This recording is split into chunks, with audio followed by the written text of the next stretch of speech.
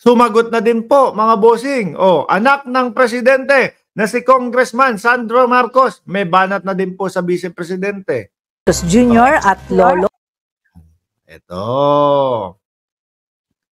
Galing po sa UNTV. Shout out UNTV. Kayo lang ang sakalam. O, game. Mariing binatikos ni Presidential Son at Ilocos Norte Representative Sandro Marcos ang mga naging pahayag ni Vice President Sara Duterte laban sa kanyang ama na si Pangulong Ferdinand Marcos Jr. at lolo na si dating Pangulong Marcos Sr.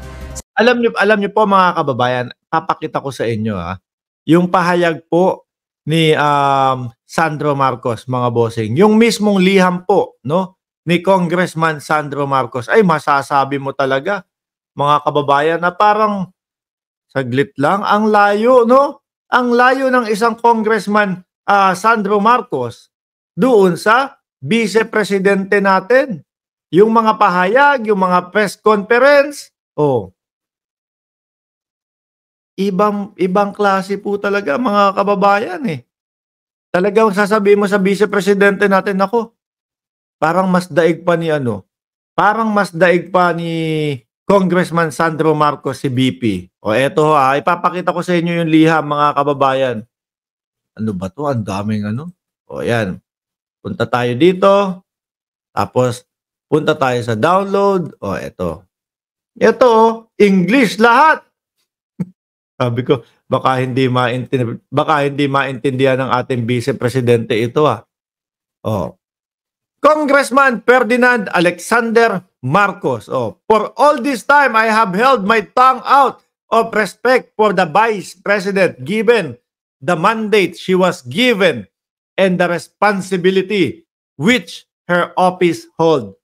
Parang hindi naging Vice President yung ating Vice Presidente doon sa kanyang press conference. Parang lumebel po, mga kababayan, ang ating BP doon sa mga manghuhula sa Quiapo.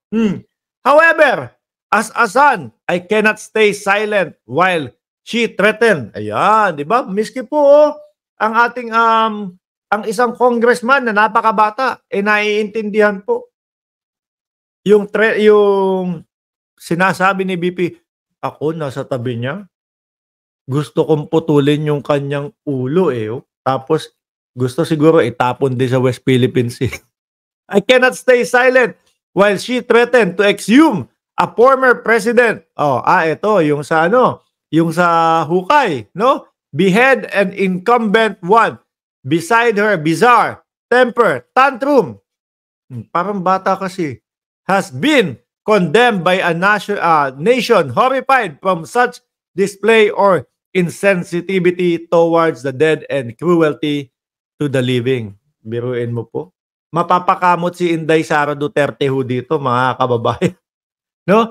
Forget that the object of her derision are dear to me, but I would also be remiss in my responsibility as an Ilocano representative if I didn't voice out my disdain and abhorrent. Naku po, malalalim na po ito.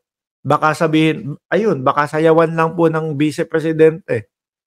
Comment, she so carelessly uttered, I can certain that my emotions are shared not only by the Kakailian in the north but across the country. Mga kababayan, ang taong bayan po nagsasalita na din. No? Sumisigaw po, mga bossing, na impeach na yata natin to. No? Hindi bagay doon sa kanyang posisyon. Hindi bagay yung mga sinabi niya doon sa kanyang press conference para maging vice-presidente. At mga kababayan, wag po kayong magtataka, no? Na kung si Mac Journal ay nandyan na po. Lagi pong nasa live natin yan.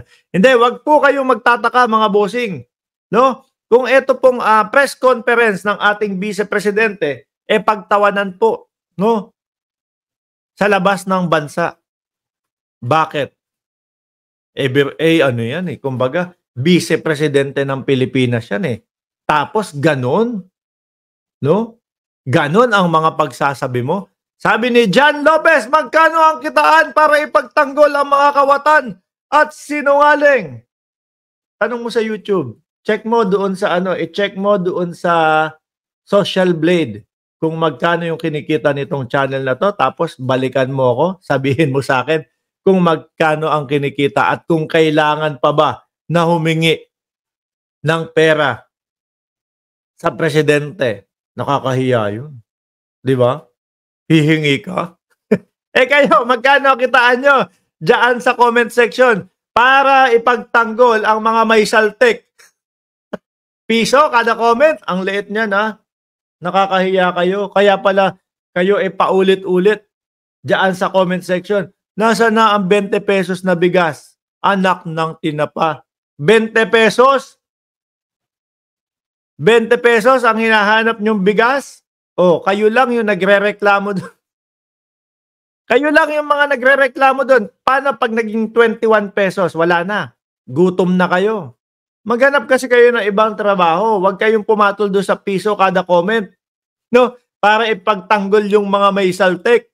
Oh, kayo na lang ang naiiwan dyan. Kayo na lang ang nakakahiya dyan.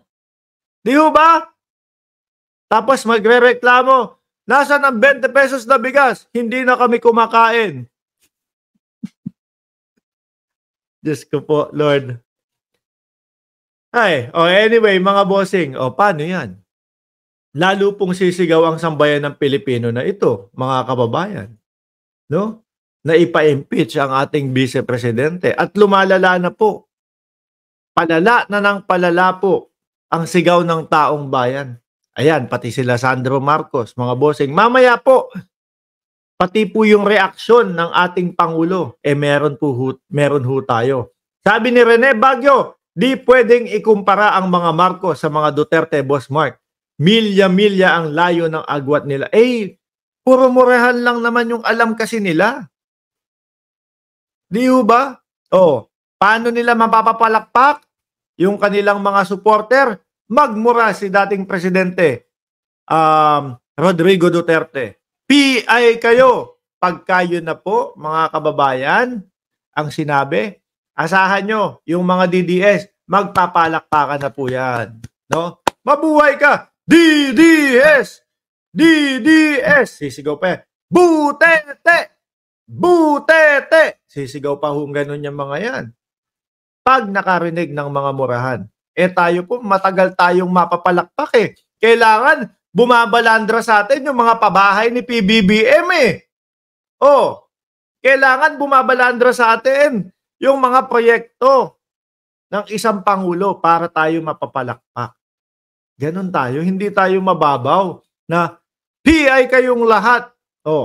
Si Lenny, mamatay na yan. Sabi ng dating Pangulong Duterte, si Lenny, mategi na yan. Palakpakan yung mga DDS. DDS! DDS! Sabay sisigaw, Butete! Butete! Ganun po, mga kababayan. Tapos na ang laban. Di ba? Tapos na ang laban kapag ganun. Napakabababaw ho, mga bossing. Ngayon, ang gagawin nila, paulit-ulit sila. No? At eto matatawa ka doon sa mga mga vlogger nila na gina-justify po yung vice-presidente na kesyo daw tinotroll lang kayo ng vice-presidente, kumagat naman kayo. Ano palusot ng mga vlogger nila doon sa hindi pag-attend ng dating Pangulo sa Quadcom? Gino-joke lang kayo ng dating Pangulo na a-attend sa Quadcom Kumagat naman kayo. Lahat po kasi sa kanila, para sa kanila, biro lang ho, mga bossing. Hanggang ngayon po, etong mga ito, natutulog pa sa pansitan na naniniwala po na political strategy nila yan Strategy ni VP Sara yun. Yung press conference. Strategy ni VP Sara yun. Strategy ni Digong yun. Yung sasabihin na pupunta sa Quadcom, pero hindi. Di ba? Nabuhay na po sila ng ganyan ang pinapaniwalaan, mga kababayan. Paulit-ulit ho. Sasabihin pa naglaro na ng chess ang king, ang chess master. Diyos ko Lord. Para sa kanila, political strategy, yung parang sintu-sintu na ho, mga kababayan, na pinagsasabi ng ating Vice Presidente. Oh. Kaya pati po si Congressman Sandro Marcos, nagre-react na din po. Oh, tuloy natin to. Sinabi ng Batang Marcos na matagal na siyang nagtitimpi bilang respeto sa Vice President pero hindi na siya nakapagpigil na maglabas ng kanyang saloobin matapos ang pinakahuling banat ni VP Duterte.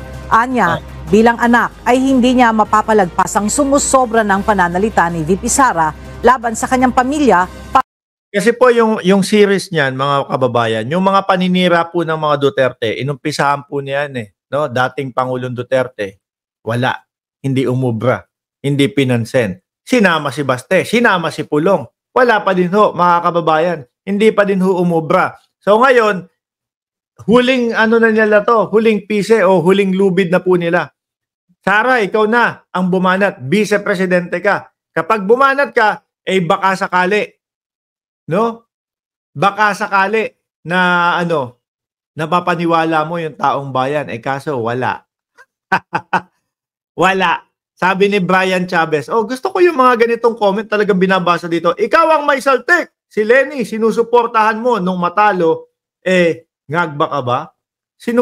Ano daw? Si Lenny, sinusuportahan mo nung matalo, minsan po hindi po ako sumuporta sa kandidatura ni dating VP, Lenny. Di ho ba, mga kababayan, hindi po ako sumuporta. Dapat nga kung sakali ho, no? Ako mga boss kung sakali po na Vice Presidente ang tinakbo ni Leni Robredo po, kaso hindi na po pwedeng paulit no? Baka kung alam ko lang na ganito ang gagawin ng Vice Presidente natin ngayon, baka po ang ginawa ko, kung Vice Presidente tinakbo ni Attorney Leni Robredo, baka nag-BBM ako tapos Leni Robredo. Sabi dito, magkalaban talaga, mortal yun. Kabaliktaran ang sinasabi mo, lalo pa kamo lumalakas. 32 million votes. Pala yan. Ano daw? Nalilito ako dito sa sinasabi ni Brian. Magkalaban? Naku po! Mukhang malayo na. Dahil ang mas malapit na ngayon parang, sabi nga nung iba, red at pink, nag-unite. Kaya nga kinakabahan kayo, di ba? Sumubok kayo. Sumubok yung Vice Presidente na lumapit kay Attorney Leni Robredo para magkaroon ng extra lakas. Kaso sinusuka kayo nung mga kakamping. Ayaw sa inyo nung mga kakamping. Kasi naman puro kayo mura Alam nyo naman na desente yung mga kakamping. Hindi uubra yung mga ganyang ugali sa mga kakamping. Di ba? Gusto nila yung desente. Ang kagandahan pa sa mga kakamping, pag nakita nila na maayos ang presidente, hindi nila ipipilit. No? Dapat si Lenny na lang ang nanalo. Hindi. Susuporta sila. Diyaan sa DDS. Ayaw nyo kasi nahuhuli yung mga kalokohan ng mga nakaraang administrasyon. Kaya pilit nyong pinapabagsak. Di ho ba? Kaya pilit nyong pinapabagsak. Hindi nyo mapabagsak. Wala Majority ng taong bayan nakasuporta sa Pangulo Tapos eto pa, yung press conference pa ng BP. Wala na. Lalo kayong bumagsak. Lalo kayong nganga. Partikular na ang naging banta nitong hukayin ang labi ng kanyang lolo. Sinabi rin niyang bilang kinatawan ng Ilocos Norte, responsibilidad niyang sagutin ang anumang komentaryo ng pangalawang Pangulo na hindi katanggap-tanggap sa kanya at sa kanyang mga kababayan. At sa buong Pilipinas po, isama na, DDS lang po ang nakakaintindi sa mga pahayag ng Vice Presidente. Ang hirap pong ipagtanggol niyan. Kaya naman sila, sabi nila, tinotroll lang kayo ng Vice Presidente. Kumagat naman kayo. Biruin niyo po mga bossing. No? Kung totoo yung sinasabi ng mga DDS na tinotroll lang tayo ng Vice Presidente, nagpatawag ng press conference, 2 oras. Bakit po ba nagpatawag yan? Para marinig ng kapwa Pilipino, ng mamamayang Pilipino, yung kanyang sasabihin. Tapos maritesan lang. Tapos totrolin lang pala tayo na sinasabi ng mga DDS na mga vlogger. Eh, mga sira din ang mga tuktok. Ano ho? Pinatawag tayo, hihinto tayo sa ating mga trabaho para marinig natin ang ating vice presidente. Tapos pantotrol lang yung gagawin sa atin. Ano yun? Kalokohan? Ano yun? Niloloko ang sambayan ng Pilipino. Oh, magpapapreskon ako. Sige. Magpapapreskon ako. 2 oras to. No? Siguraduhin natin maririnig tayo ng mamamayang Pilipino. Ano po ang tema natin, Madam BP? Eh, dito trollin natin sila. Eh, di lolokohin natin sila. Oh. Di chichismisan natin sila. Yun po yung sasabihin natin, Madam BP, doon sa ating press conference. Oo, ganun. Kasi, nandyan naman yung mga Duterte, vloggers Ipagtatanggol tayo niyan. Ipapaintindi nila na tinotroll natin yung mga kalaban. Biruin mo yun? Di ho ba? O, tuloy natin to. Ayon kay Congressman Marcos, walang anumang sinasabing masama ang kanyang ama laban kay VP Sara at No? Ang Pangulo po, tuloy-tuloy lang po, mga kababayan. Tuloy-tuloy lang po ang Pangulo sa kanyang pagtatrabaho.